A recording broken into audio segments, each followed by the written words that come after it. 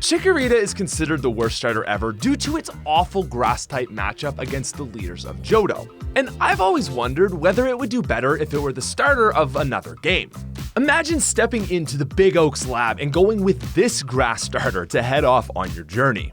Starting off, your fight is against Brock, the rock-type wielder. And if we go off of Chikorita's Gen 2 learn set, discounting any moves that didn't exist in Gen 1, it's gonna learn Razor Leaf at level 11, which is more than enough to sweep Brock. Chikorita would also throw down against Misty, and it gets nice resistance against Lieutenant Surge. Especially when you remember that Razor Leaf is auto-crit in Gen 1, Chikorita fares really well in Red and Blue early game. But what if I told you that Chikorita would actually fare better than Bulbasaur? So sure, they do basically the same against Erica, Blaine, and Giovanni, and while Bulba might have a slight advantage against Koga's poison types due to resistances, Chikorita has the edge where it counts against Psychics. Everyone loves Bulbasaur, but its biggest weakness, its biggest issue in Kanto are the Psychic types, and primarily Alakazam. Meganium not only has a monotype that isn't weak to Psychic, but it learns Body Slam, a crippling 85 base power physical move that has a 30% chance to paralyze. And so because of this, Meganium slams through Alakazam's pitiful defense. This gives you a huge advantage against not just your rival, but also the hardest gym in all of Kanto. Given its superiority against the most intimidating group of Gen 1 Pokemon, I think Meganium would actually be more useful as a starter than Venusaur in its own game. Now as for Gen 2, we know Chikorita is awful. It gets swept away by Falkner's bird Pokemon, dusted by Bugsy's Scyther, and can't do much to Gym 4's onslaught of the Poison Ghastly family. And as far as offensive advantages go, the only gym Pokemon it has a type advantage against is Chuck's Poliwrath and Price's team, which is actually just ice Pokemon. So yeah, Chikorita is terrible in Gen 2. But what if we replaced every other generation's grass starter with Chikorita? How would it fare then? Well, in Generation 3, it doesn't get any more moves, but you can teach Chikorita Giga Drain pretty early, but that's pretty much where the positives end. See, Trico gets Leaf Blade, which does 70 damage compared to Razor Leaf's 55. Not to mention Sceptile has way better speed and attack, which is a lot more desirable as a starter Pokemon.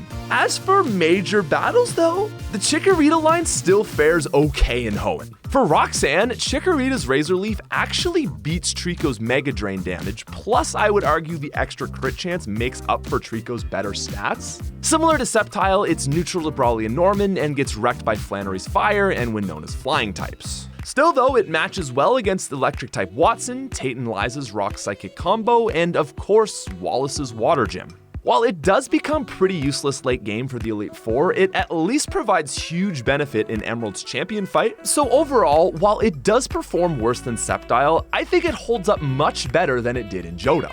Coming into Gen 4, Torterra at first glance actually seems quite similar to Meganium as they're both bulky attackers. This time though, Chikorita does get access to Magical Leaf and Petal Dance, which is the first time it actually has decent stab moves. Unfortunately, Torterra has Stab Earthquake, which, well, Stab Earthquake. This certainly hurts Chikorita's odds of coming out as a better grass starter, but at least maybe it will perform well enough to improve its reputation.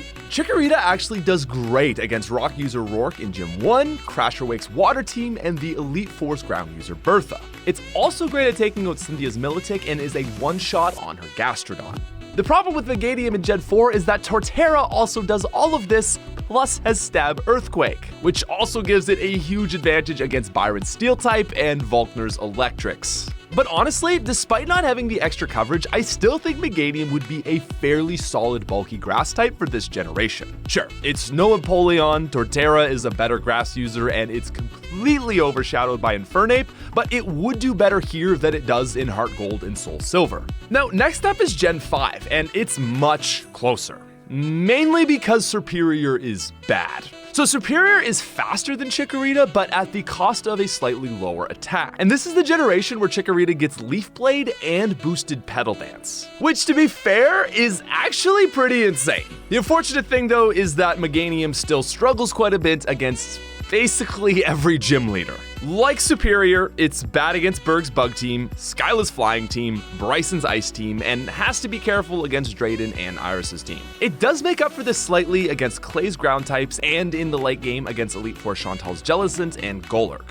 Okay, yeah, that's really not very much. So as a whole, I would probably then put these two at a tie. Meganium and Superior are both pretty trash in Unova up until the Elite Four, and even then, they're not the best Pokemon you could break. But again, still better than Johto. But once we get to Gen 6, one of the easiest games in the series, it really starts to struggle. So Gen 6 Chestnut is grass fighting, which makes it very strong. It beats the first gym easily since Viola's Vivian doesn't know a flying move and becomes an absolute beast once it learns Seed Bomb.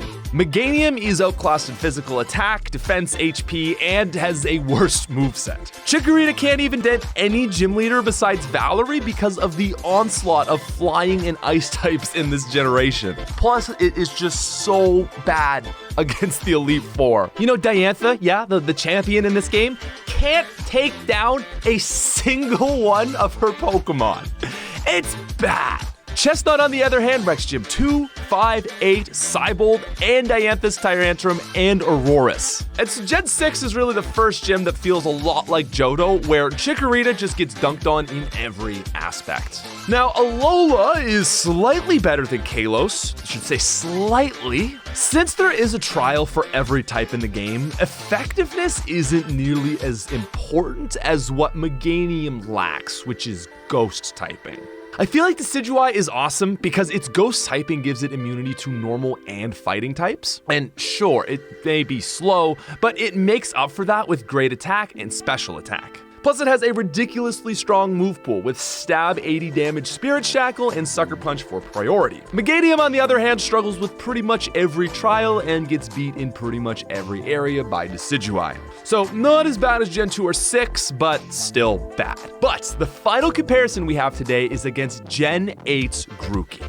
Now, Meganium is a lot more balanced than Rillaboom, but balance isn't what wins battles. A 125 base attack and slightly better speed, it's hard to argue that Rillaboom is not better. There is one thing that Chikorita has going for it though. Grookey and Thwackey are stuck with Razor Leaf until they evolve, meaning before you get Rillaboom's signature move Drum Beating, Meganium actually is kind of better.